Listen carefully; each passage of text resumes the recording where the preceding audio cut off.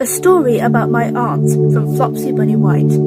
This extract is a historical story about Flopsy Bunny White's aunt, which was set in 2245, written by me, Aisha Akbar. When my mother was pregnant with me, everybody was pleased that my parents were going to have me as a daughter and that they would take care of me, provide me with comfort, and give me everything I wanted.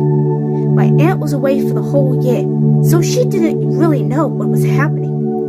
When my mother gave birth to me, she felt so happy that I came out as one beautiful, cute white rabbit, and so she named me Flopsy Bunny White to describe how I looked.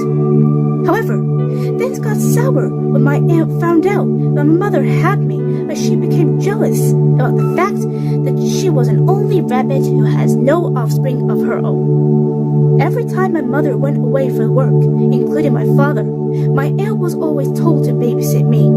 But she was often reluctant to do so, because most of the time she abused, tortured, and traumatized me so much I suffered a million of scars and bruises on my face. The reason why she did things like that to me is because her marriage turned into a nightmare involving her husband slapping, punching, and beating her until it became the last straw as they both divorced and never saw each other ever again. One day, on board her ship, she started making harsh orders for her crew members.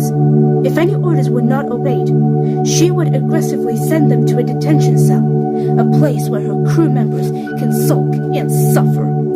I was one of her crew members, in which my aunt assimilated me into obeying her direct orders.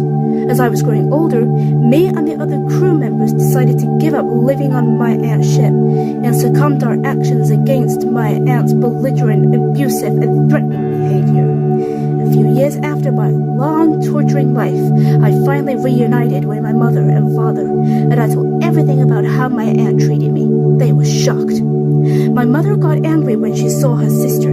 She began yelling at her about how she made my life into a torture and had no choice but to place my aunt through a black wormhole for as long as she will suffer, and she was never heard or seen from again. Thanks for listening.